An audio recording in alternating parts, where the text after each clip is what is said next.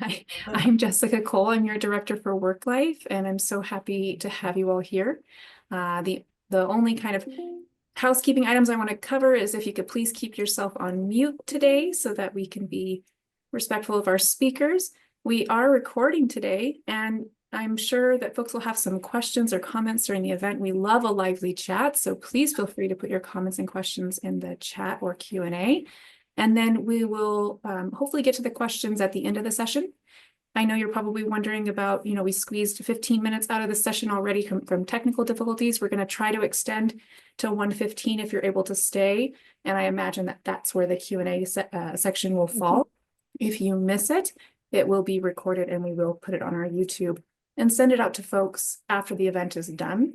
So don't worry, you will have access to that recording.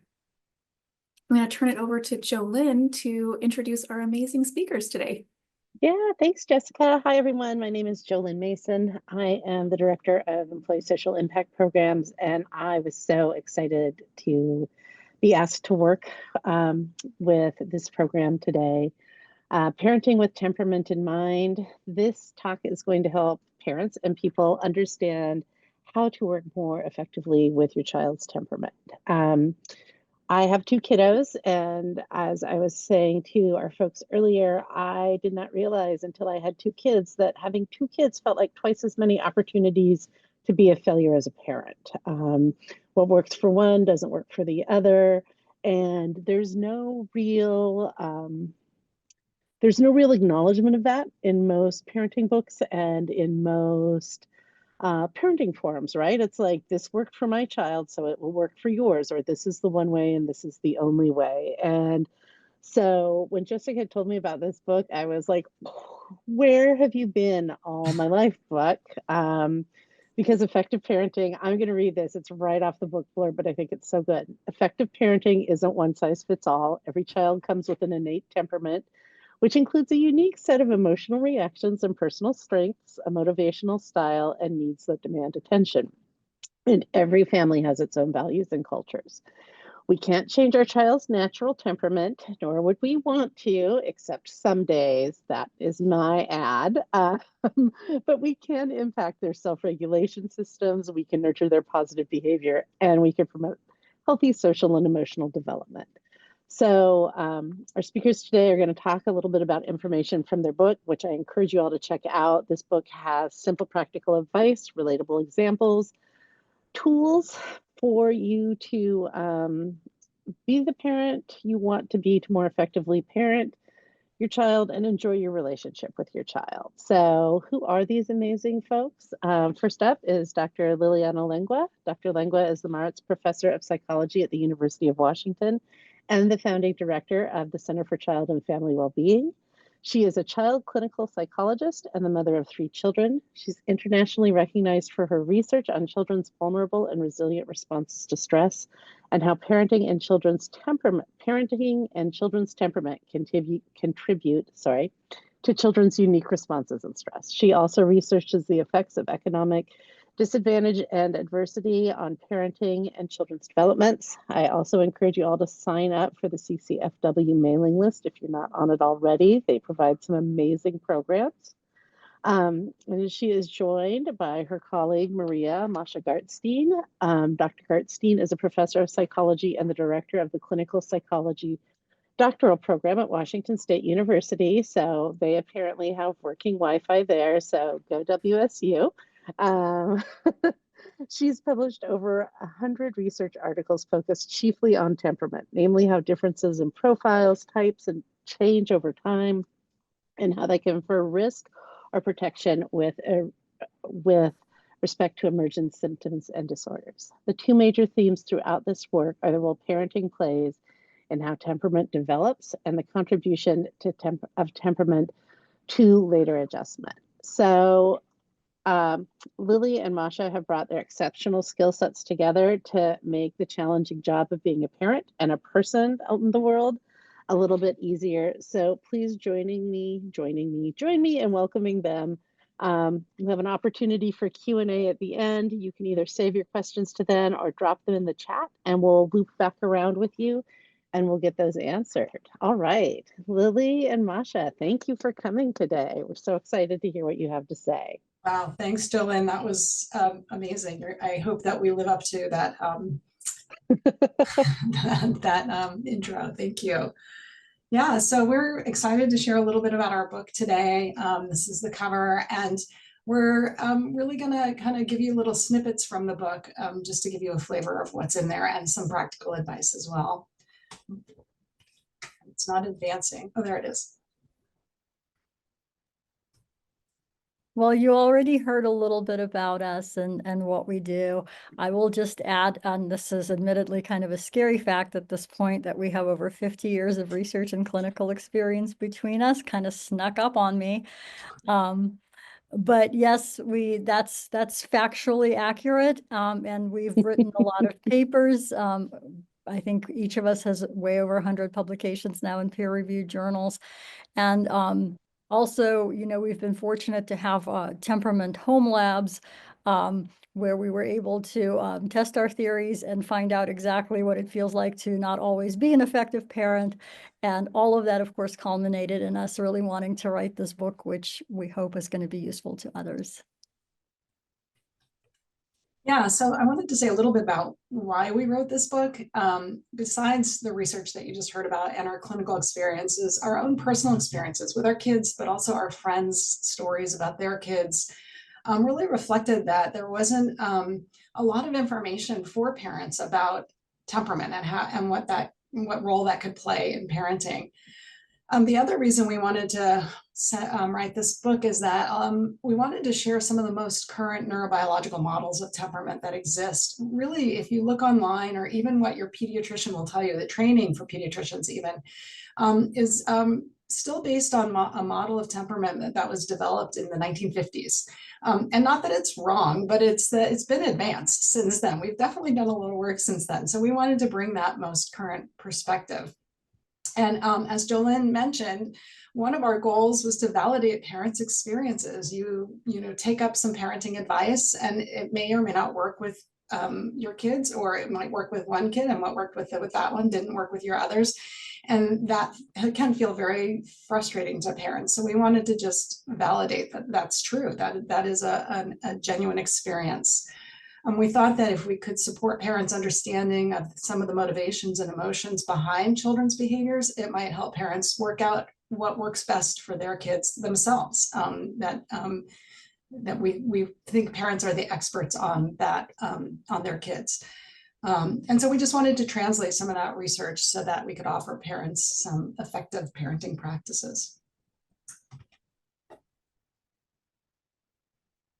So just to kind of give you a little overview of where we're headed with this discussion today, first we will essentially define temperament. We'll talk about the different characteristics, focusing on emotions and behaviors, but also the neurobiological basis, as Lily was just saying.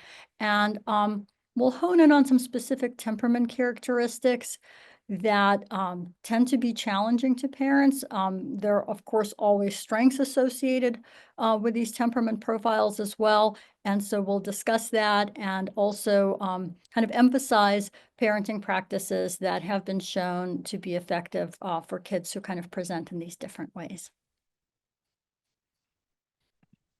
All right, to start with, I'm going to take us back to our high school biology class, or Bio 101, if you took it in college, and remind everyone about the autonomic nervous system. This is a system that really operates automatically outside of our kind of effort or awareness in many ways. And the autonomic nervous system is divided into two branches. And you'll remember your fight and flight system response, the sympathetic system. It innervates and sends blood flow to the parts of our body that allow us to respond effectively, or respond to threat or challenge. And so those responses are what we think of as fight or flight responses. So we can think about the intensity of that fight or flight response, like an FFS stands for the intensity of the response. But we can also think of two parts of that, or two potential parts of that fight or flight response. So one system, the behavioral inhibition system, BIS, is the part of the response that is sensitive to threat in the environment, is looking for cues of a potential threat, and is going to take a freeze response or withdrawal response or some kind of self-protective response. And the emotion that tends to be elicited from the BIS activity is fear. On the other side, we have the BAS response, and that really motivates, I can't see my own slide, give me a second here.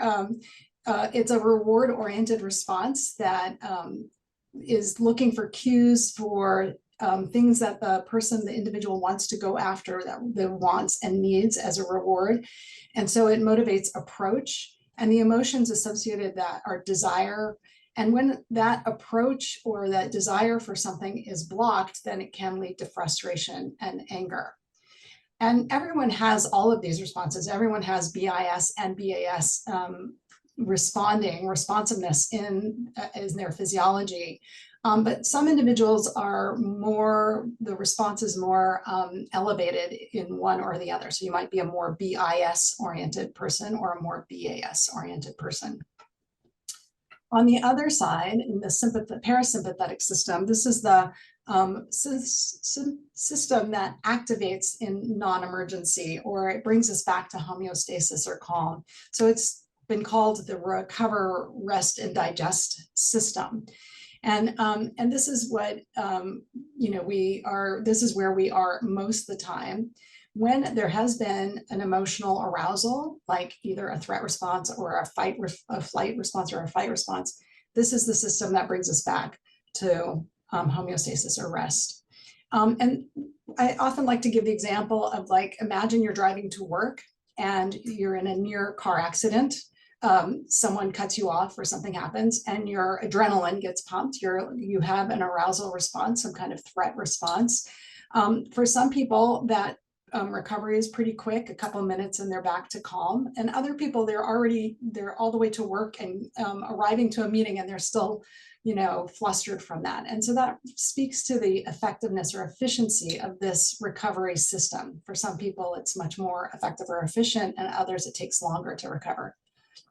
There's one more piece to all of this that impacts our children's emotions and their reactivity, and that's the executive function system. This prefrontal cortex is our later developing control system in the front of our brain, and people have called this the air traffic controller of our brain. This really manages sensory and emotional input and output and helps us to manage emotions and behavior.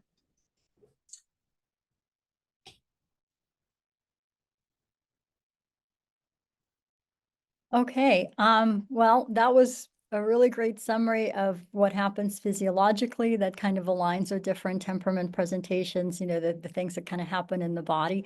And I'm going to talk a little bit about what's happening in the brain and what kind of brain activity is also associated with, provides the foundation for temperament, and especially the behavioral inhibition system and behavioral activation system that Lily was just talking about.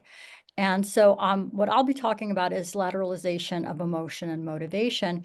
And this is studied primarily through electroencephalogram recording, which is pretty non-invasive. So typically it would be a cap with sensors that's placed on the head to measure brain activity at the scalp, and then map it across different regions of the brain. And so it can be done kind of across the lifespan. And so the work that I'll be talking about today has been carried out with infants and actually with neonates while they're still in the hospital, but also, of course, with older children and adults. And what these studies have shown is that in fact, a kind of fear, inhibition, negative feelings, withdrawal, and avoidance map onto relative right frontal activation. So kind of dominance on the right side of the brain in the frontal region. Whereas, and so that's, of course, is closely aligned with behavioral inhibition system. And then on the other hand, behavioral activation system and its activity is closely aligned with relative left frontal activation or left frontal dominance. And so left frontal dominance is associated with, positive feelings, desire, joy, pleasure. and approach motivation. So reward sensitivity, being kind of in that state of, looking for things that might be fun or pleasant, and being motivated to go after those potentially rewarding situations. Moreover, not only is there this sort of vast literature that links this lateralization of different patterns of frontal activation in the brain to, fear avoidance on one hand, and then kind of approach and on positive feelings on the other hand. There's also work with adults that shows that this lateralization is also associated with symptoms of anxiety and depression. So in a manner that you would anticipate, where having stronger activation in the right frontal region is associated with more significant or greater risk for symptoms of anxiety and depression. And also kind of interesting, in that literature, what has also been shown is that individuals who engage in treatment for their symptoms of anxiety and depression actually show kind of a change in their pattern of brain activation, and that lateralization actually shifts so that there's greater left frontal activation post-effective therapy for anxiety and depression. The other thing I will mention is that so for the left frontal activation, relative left frontal activation is generally considered adaptive, because it supports positive feelings, and it supports kind of coping with stress through approach rather than withdrawal and avoidance. But having really strong dominance in the left can result in frustration and anger, because when those approach tendencies are blocked, when the goals in service of which the approach behaviors are being employed, when those goals are blocked, that of course can lead to frustration and anger. And so, a shift away from those positive emotions towards those negative ones. And in general, some balance. So some relative left frontal activation is adaptive, but some balance between the two hemispheres is also important, and creates supports regulation, because again, having just kind of this ultra left dominant pattern of brain activity is associated, for example, with impulsivity and signs and symptoms of ADHD. So there needs to be some activity on the right to sort of be able to put the brakes on, the approach and reward serving kinds of tendencies. So just to kind of put it all together, for the behavioral activation side of things, and this is again linked with relative left frontal activation in the brain, we're talking about kind of an approach orientation, focus on rewards, so a great deal of sensitivity with respect to rewards and potentially pleasant and rewarding experiences, which can also turn into a more impulsive kind of behavioral style, where somebody is always kind of on the go and pursuing those things that are, perceived as being potentially rewarding. But, kids who tend to be kind of BAS oriented, when they do get to engage in these approach behaviors and go after the goals or, object situations, people they perceive as potentially rewarding, they're a delight and very pleasant to be around with. So they can be a lot of fun, when that approach is sort of allowed to unfold. But as I was saying to you earlier, that can quickly turn to frustration and anger in situations where, the approach behaviors may not be appropriate, or it may not be safe. There are some prohibitions or some barriers that are being placed on that child or adult for that matter. And on the other hand, the behavioral inhibition side of things, we're talking about kids who tend to be more inhibited, so more hesitant to approach, new situations, new people, kind of hesitation in the face of novelty, because they are so threat oriented, because they're always kind of looking at the world through a lens of, what could go wrong, and that lends itself to a more cautious outlook, right? So that these will also be kids for whom it will be easy for a parent or a caregiver to get them to stop, look, listen, and be careful. They're very sensitive to signs of danger and non-reward, and will absolutely be tuning in to any conversation you may want to have about safety and, and behavior sort of in the service of safety to make sure that they grow up, happy and healthy. But there's also a kind of this propensity for being easily frightened, and a potential of kind of going to that anxious space pretty easily as well. So when we summarize that, those physiological and biological systems, what we're summarizing is what emerged as the psychobiological model of temperament by Mary Rothbard. And when we think about what characteristics we might see in children and adults for that matter that are related to these systems, we think about temperament as having a reactivity and a regulation component. So for reactivity, children who are more dominant in the BIS range are going to show more fearfulness or caution or anxiety. Children who are higher or more dominant in the BAS or behavioral activation system are going to, and what we're talking about are more of the temperament behaviors that can pose challenges. Those children can be more frustrated or angry in situations where they are blocked to a goal or unable to attain what they want. Those kids can also be more impulsive, but they also do show more positive emotions and affects, smiling, laughter, joy. And so those are the emotional reactions we tend to think of or associate with temperament. And then on the regulation side, we think of the efficiency or effectiveness of recovery from that emotional arousal, and that executive function or frontal lobe based control that we call effortful control. It's the ability to, with effort, manage one's emotions and behaviors.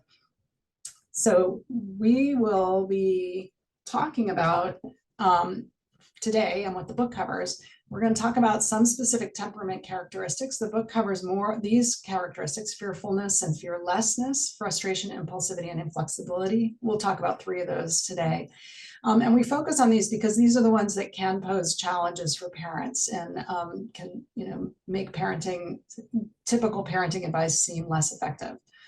And we talk about causes in the book. We won't get any further into those than we did just now in giving you a quick biology lesson. But we do talk a little bit about the consequences that come from some of these characteristics, or potential consequences. And when a child has one of these characteristics, how they tend to respond differently to their parents or adults in their lives, how parents can respond differently to children, and what works best with that characteristic. So that's what we'll spend the rest of our time talking about right now.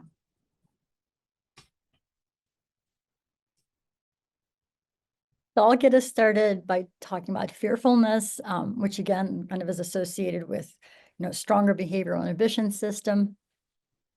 And kids who tend to be more fearful or inhibited may be prone to some peer problems. And that's primarily because of that kind of avoidance style, that tendency to be kind of socially reticent or withdrawn, especially around new peers, because again, there's that hesitancy with respect to novelty, but that can result in some loneliness and fearfulness, behavioral inhibition. That temperament presentation is a risk factor for anxiety as well as depression. Depression typically something that is more of a consequence of anxiety, as kind of these feelings of, not being able to control anxiety responses really could lead to kind of a helpless and hopeless presentation. But kids who are more fearful can also be oppositional.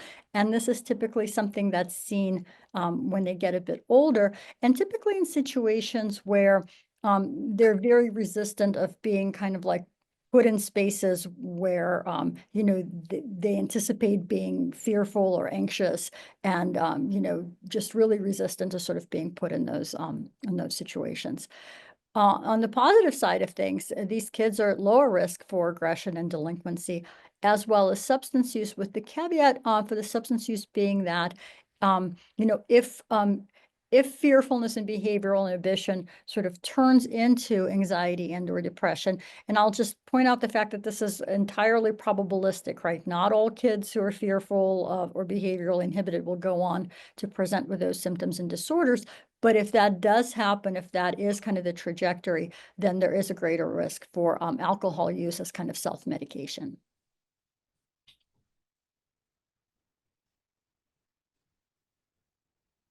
So kind of one of the premises of our books is that children with different temperament profiles will respond differently to their parents and caregiving.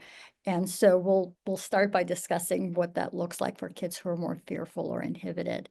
So these kids tend to be pretty concerned about parents' responses, especially any reactions that convey displeasure or anger. You know, they will catch you making that face, and it will actually impact their behavior, and they will sort of steer themselves in the direction of not eliciting that kind of a reaction, which is, helpful when you think about parenting and being effective as a parent, because they tend to be more compliant when, parents give instructions, tell them what to do, unless, um, unless they're already kind of in their head so much in that super anxious and afraid space already, where it just becomes difficult to regulate, to process information, to be able to follow instructions. So I think the lesson learned here is that, catch them before that level of arousal sets in, while, they're still kind of listening to you and processing that information, and then that will turn into cooperation and compliant behavior. And again, pre-adolescence, adolescence, all bets are sort of off at that life stage, because as we just talked earlier about kind of getting to an oppositional space there and being reluctant to be in kind of anxiety, fear, eliciting situations, that will also diminish the tendency to be compliant and cooperative.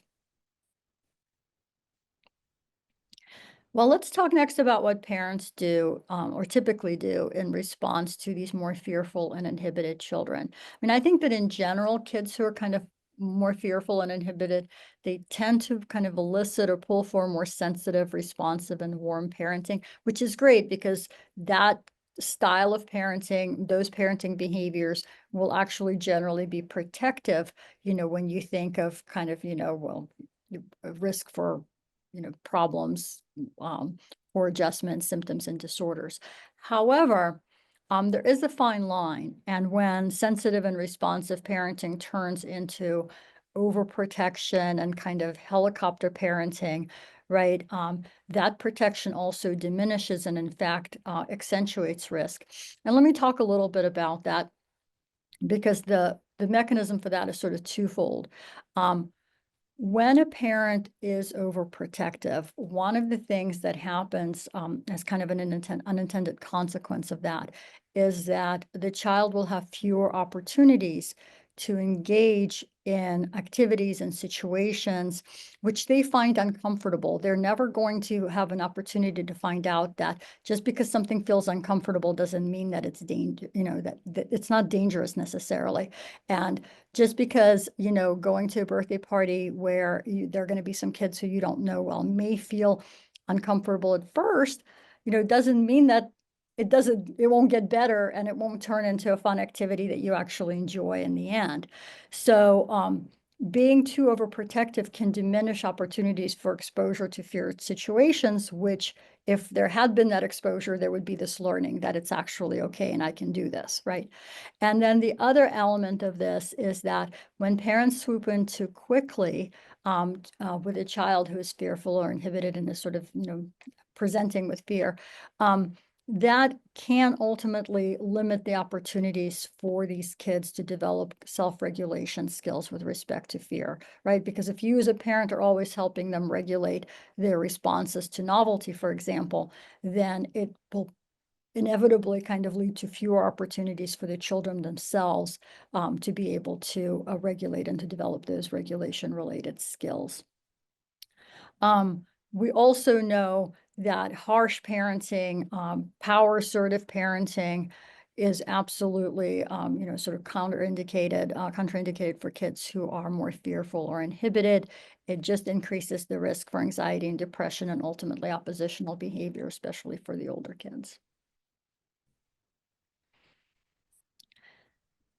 So what tends to work best is kind of this balance between sensitivity to the fact that there's distress related to novelty, there's, distress related to uncertainty, and encouraging independence. And the way that I like to think about that is that, remember, as I was saying earlier, that there needs to be some balance between kind of behavioral activation and behavioral inhibition, or, the activation in the two frontal regions. So avoidance and withdrawal can't always win. Behavioral inhibition can't always win. And so as a parent, if you're encouraging some independence, and you're saying things to your child, for example, like, it's going to be okay to go to this birthday party. Your good friends are there. You won't know everyone, but, we'll find your friends right away, and we'll have fun. And, just feeling uncomfortable in the beginning doesn't mean that we shouldn't be doing this. Right. So gentle encouragement of feared activities, feared contexts, and small successive exposures, right? So with a child like that, I wouldn't throw them into a whole, room of unfamiliar peers to start, but a place where there are going to be some kids they know, some new kids, right? Some things that they already know they like to do. That's a really good kind of initial baby step that you can build upon later.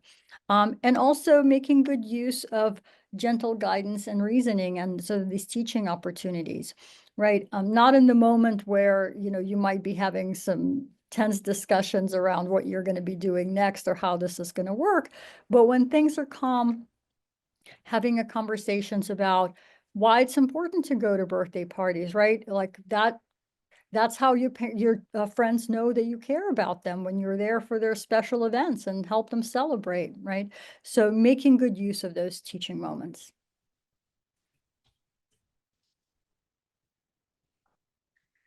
So as a contrast to that, we have kids who lean into their behavioral activation system more.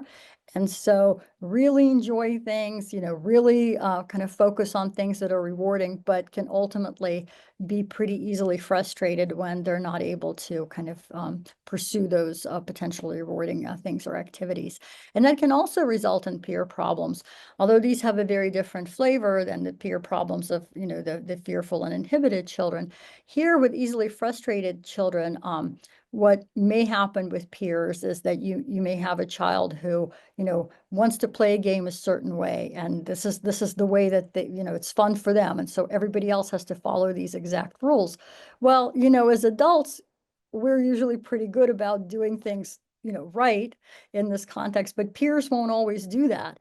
And so that can lead to some conflict, and ultimately can potentially lead to some lower social competence, because again, a fewer opportunities to engage with peers in a kind of pro-social way. And ultimately, oppositional behaviors as well as aggression are likely to occur, if the anger and frustration build. Depression is another sort of potential risky outcome. Again, probabilistically speaking, certainly not, a guarantee or 100% kind of situation. But, once kids, are struggling and they see themselves being oppositional and aggressive, and they get that message that this is kind of a violation of expectations of their caregivers and teachers, that can really kind of negatively impact their self-concept.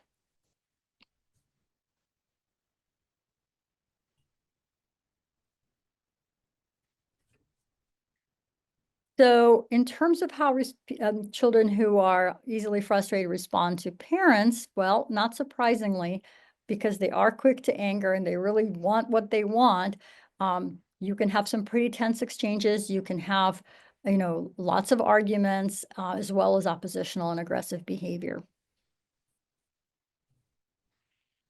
And that can be particularly challenging, I think, to a parent, because it's natural and easy to respond in kind, to also be, frustrated back to your child. I already told you to do this 3 times, right? We've already had this conversation. This is how this is supposed to work.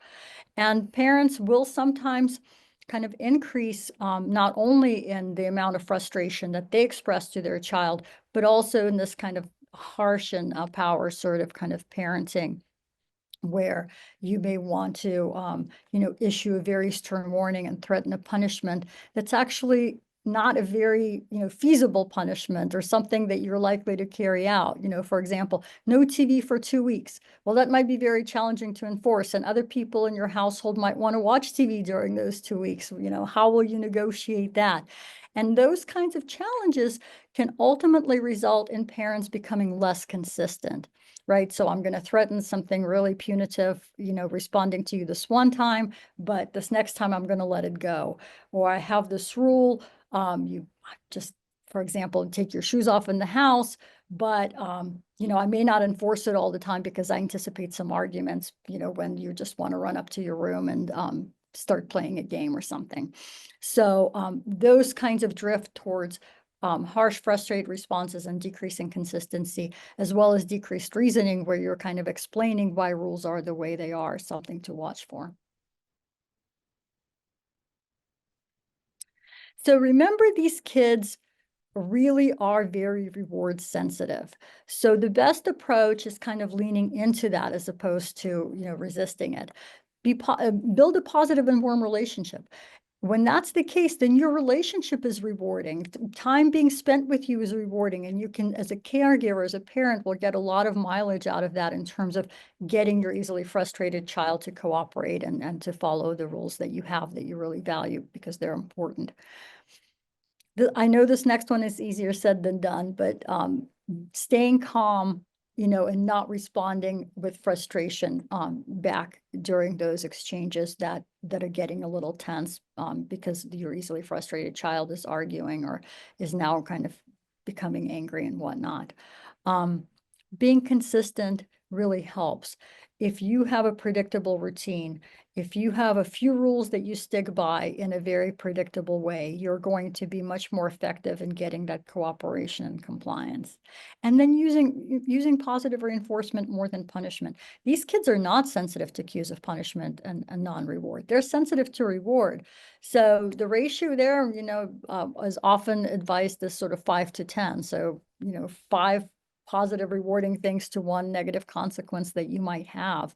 And these don't have to be huge rewards. This can be very small rewards. This can be you saying something, noticing your child being good. Well, I liked how you took your shoes off right away. I didn't even have to tell you, right? Catch them being good, say something positive and something specific to the behavior that they're exhibiting that's appropriate and aligned with your expectations.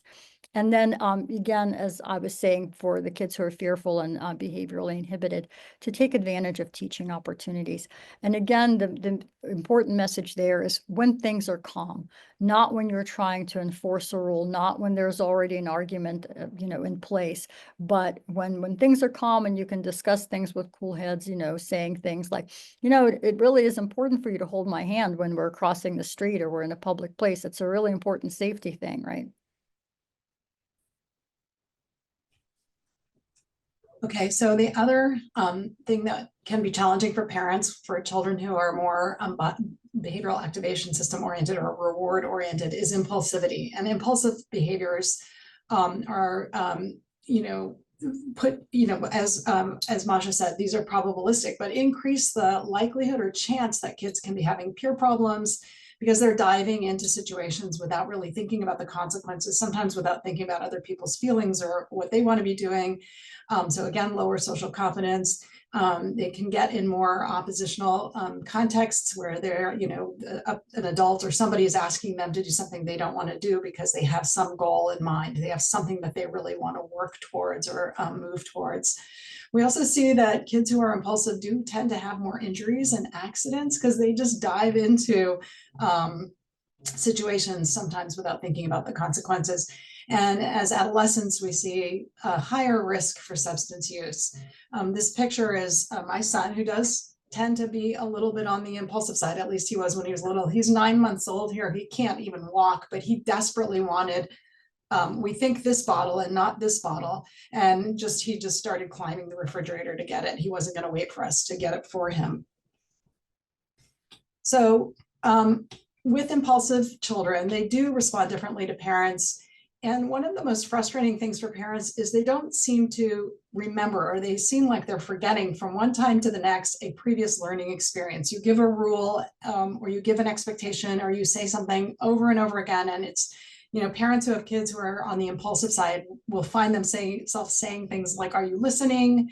How many times have I said this? How many times do I have to tell you? Don't run out in the street when you, or, you know, stay by the car when we are in a parking lot.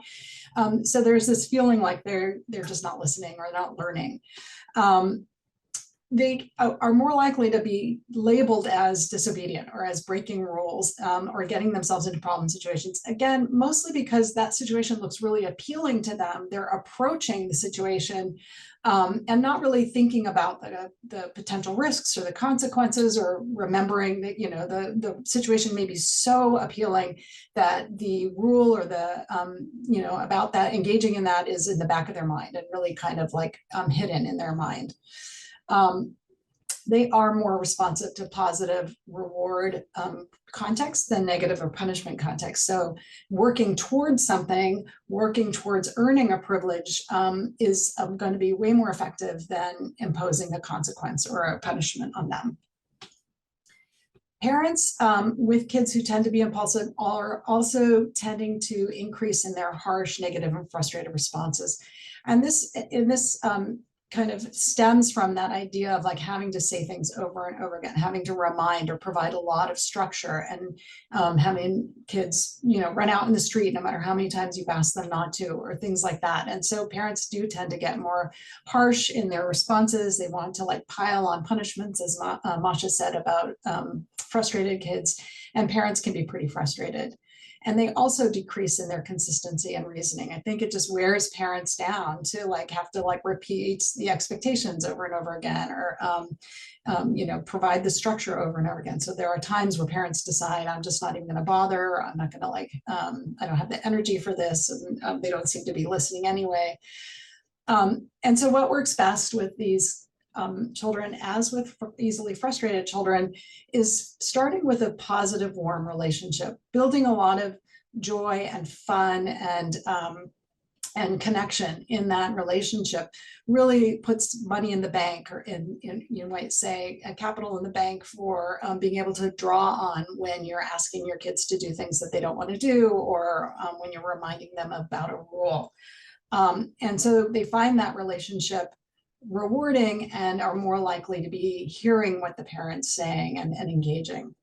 With impulsive kids, you want to stay calm, because they are going to like avoid a lot of anger or negative affect. It's part of their behavioral activation system orientation, their reward orientation, but you have to be quick.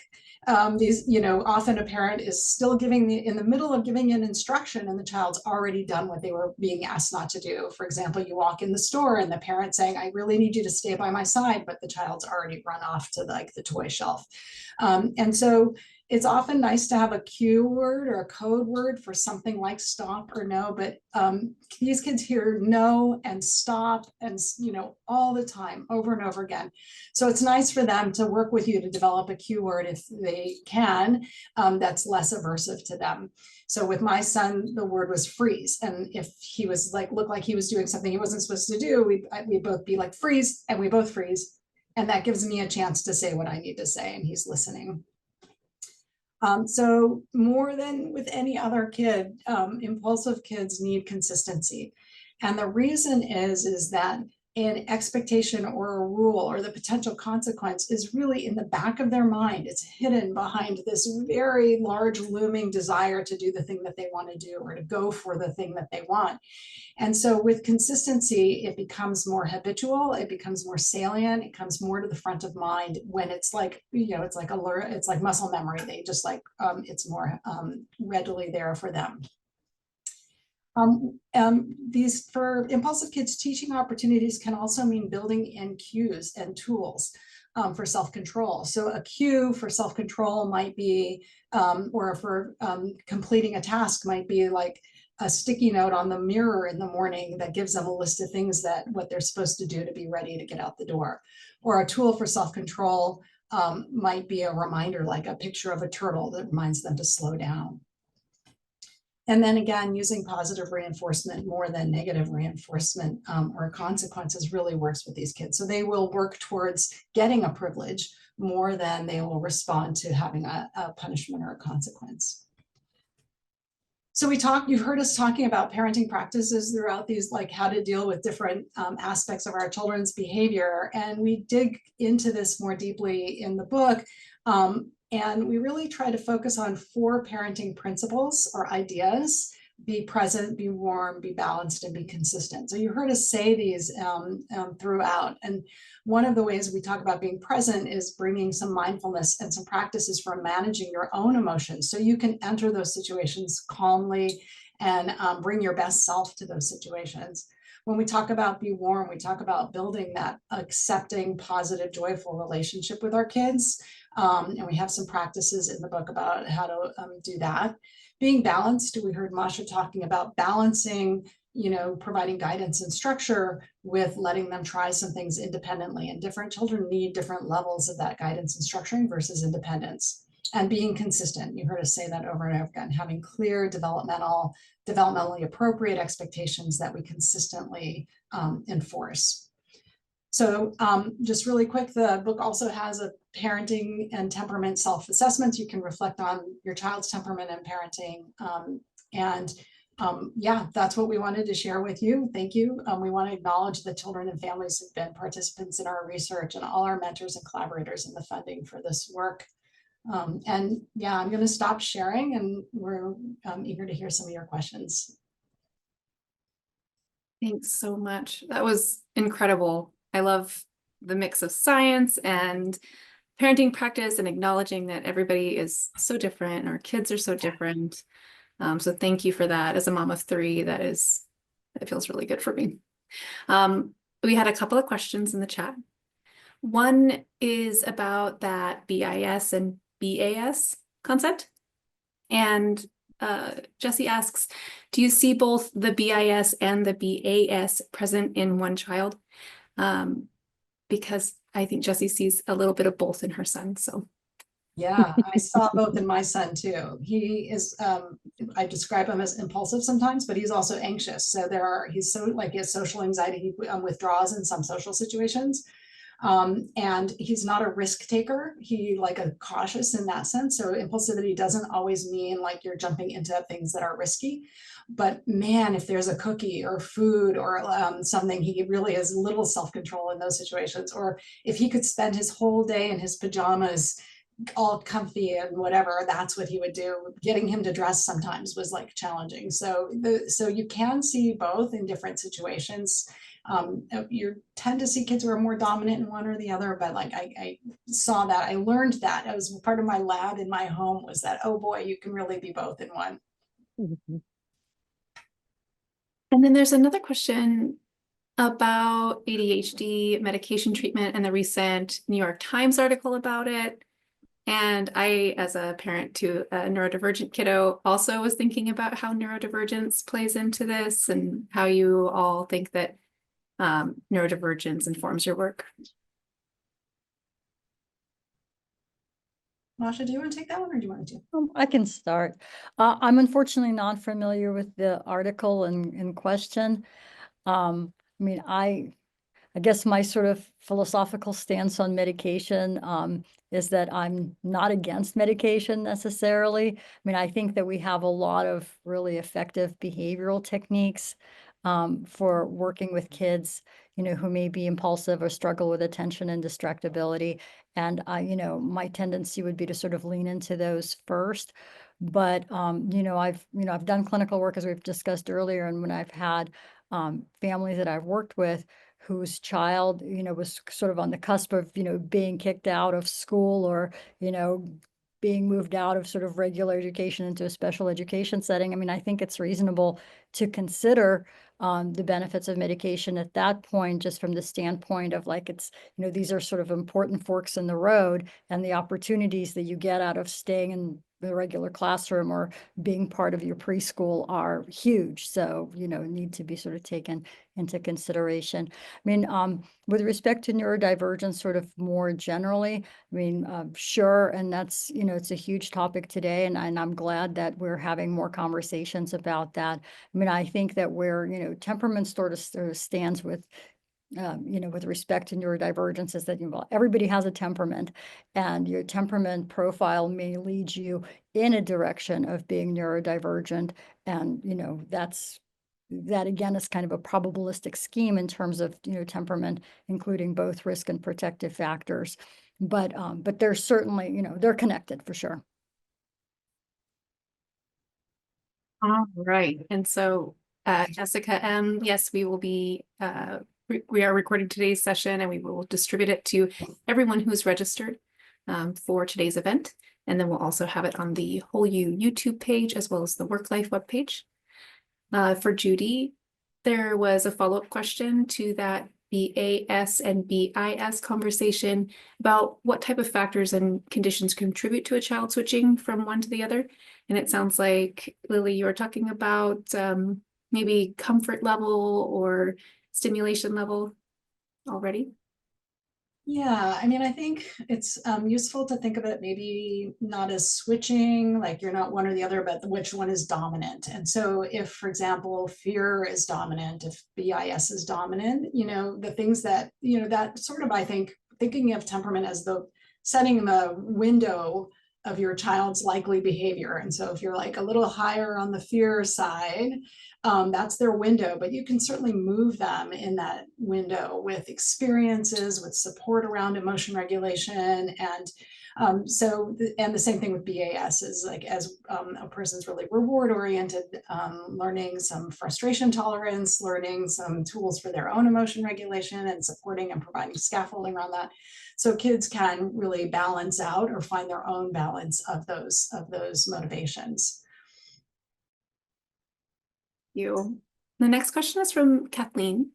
With kiddos that are under 5, based on your research, how much is their behavior because of their temperament versus just being young kids, getting frustrated, upset, etc.? Does it matter? I don't think it matters, in the sense that the same kinds of things might work with like an easily frustrated child. And I think if for parents who have children whose frustration feels disproportionate to an experience, or it just feels really hard for them to manage their own emotions or calm down with parent support, you probably have a child who's easily frustrated temperament-wise. And that then it takes a little bit more intention and effort with some of these parenting behaviors to address that. But yeah, there's certainly age-related normative levels of each of these emotions. Fear and frustration, they change over time, even with development. And if it feels disproportionate, or if it's feeling like the child's not engaging in the things that are typical for that age because of it, that's probably when we're thinking about a temperament difference. Masha, do you want to add? I would just add that, I mean, certainly in early childhood in particular, there are strong situational factors. Like if your kiddo hasn't had a nap, well, they're probably not going to be pleasant, and you'll see, irritability, frustration, impulsivity, the whole gamut. So, that's not temperament. That's kind of contextual factors that are eliciting those kinds of responses. Or it could be temperament too, but you have to pay attention to the context. And the other thing I just want to note, we touched on it a little bit earlier, is just the importance of having developmentally appropriate expectations, right? Like you would not ask a 3-year-old to clean up their room independently. They may be able to put a toy away on their own, right? So just kind of gauging where you are in terms of what you're, asking for and, instructing your child to do versus, what they're bringing to the plate in terms of their developmental stage and abilities at that point.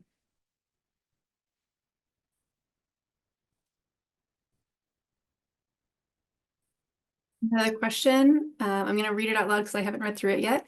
What about caring for the parent as a let's see, maybe a granddaughter? I have a granddaughter and grandson that live with Jeanette, with a very aggressive, impulsive behavior. The parent or daughter of the person has become very depressed and having to constantly be on for a child who is very demanding. Yeah, I think this is so important. Thank you, Jeanette, for raising this. because, this is sort of why we really wanted to get some of this information out, is that to give parents some compassion and some self-compassion, so parents can really feel for themselves that they may be working with a child who is challenging, requires much more effort and demand than some other children. And absolutely caring for the parent is important. We really think about compassion and self-compassion for parents. Because parent mental health and their own emotional well-being is critical for their children's well-being. In the book, we do talk a little bit about some mindfulness and compassion practices and some self-compassion practices that can be helpful, but we also would just encourage parents to take care of themselves, get other support where they can, and if mental health support or treatment is warranted, then it's definitely, it's taking care of yourself is taking care of your kids.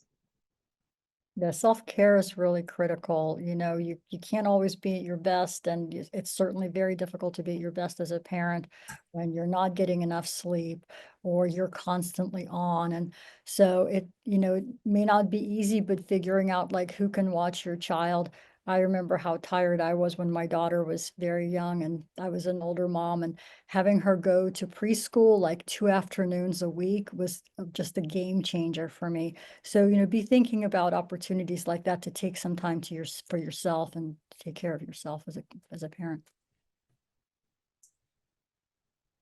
A good reminder, especially for those of us who are parenting teenagers. Another question is about whether you define different stages of development in the book and how you maybe add information based off of stages of development. Yeah, we do touch on how things might be different at different ages or stages, what we might see in infancy versus early childhood and pre-adolescence and adolescence. And in particular, we tackle some of the more early childhood challenges like sleep and eating, but those apply, even in middle child, in the later childhood stages. We don't spend any space or really defining developmental stages or talking a lot about the developmental processes in those stages, but we do tailor the information to different developmental stages. I think I heard you mention that you talk about how the different behaviors evolve as they reach into teenage years. That was very interesting. Yeah, we do touch on what we might see differently over time. Yeah. And of course, development in areas that are not temperament is also really important, right? Because as your child becomes like a better speaker, right, and you're able to have better conversations, well, that really opens the door for talking about rationale for different rules and things of that nature. So of course, it's important to be thinking about. Jessica, I think we have time for one more question. Yeah.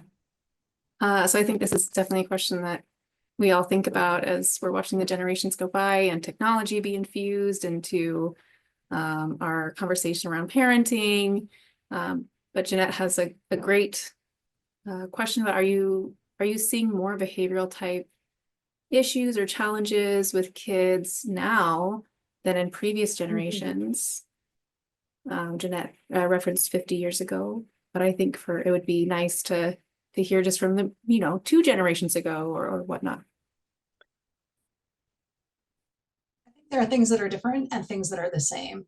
As you mentioned, with technology and information, social media, we are seeing pretty dramatic increases in anxiety and depression, and then that was exacerbated after COVID. So that is a little bit of a kind of a situational thing that our generation is seeing. I'm not sure that we're seeing with behavioral issues. I'm not sure we're seeing more misbehavior, whatever that is. I think we're thinking about it differently. I think we're thinking about kids having a little bit more autonomy, a little bit more independence and initiative in things, and I think that's a little bit cultural. I think there are some approaches that are, where respect for adults, respect for authority, and for the elders is a little bit more valued than in other generations, or I'm sorry, in other cultures. So you might see a little bit more of a hierarchical or discipline-oriented culture versus one where there, so I don't know that it's more or less. I think we just are thinking about it as become more responsive to children's development and independence, and also, different values for discipline or responsibility or responsiveness to adults. So that's a little hard to answer, but I don't think it's worse. I think it's just different. Just the way that I kind of think about, screen time and social media is that, well, those things are there and they're now, for better or for worse, part of our culture, and young people communicate on their phones and social media platforms. I mean, it's just a thing, whether or not we like it, it's there, and it's a part of their life that they'll need to learn how to negotiate. I continue to feel that, opportunities for in-person interaction and then developing, social competence with actual people, not people on a screen or on a phone, is still critical, and it's going to continue to be critical. So I think just, as a parent, making sure that your kid is not always on their phone, is not always playing their games, but also like just, gets out and plays with their friends and does things where they're actually in the same space with the people that they're interacting with. I love that. And I think that that is such a fantastic way to end. And it's a great recommendation for all of us as human beings, right? Like, get out of our boxes on Zoom and see each other in real life, interact with each other in real life. And Lily and Masha, thank you so much for today. As I was listening, there were some moments where, as a person, and as a parent, I felt so profoundly seen. And if that was your intention, I just need to let you know that I am one person who definitely is basking in receiving your intention as it was intended. So thank you so much for today. Everyone, check out this book. It is fully amazing.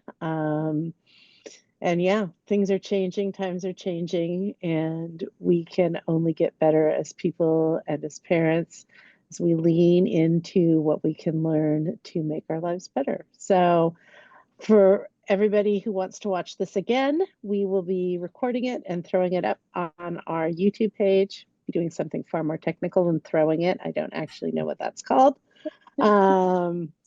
Because that is not what I am good at. But thank you so much, everyone, for your time today. And again, Lily and Masha, amazing talk. Your time and your talent and your effort in this space is so deeply appreciated. Thank you. Thanks for inviting us. Thanks for having us. Thank you, everyone. Yeah.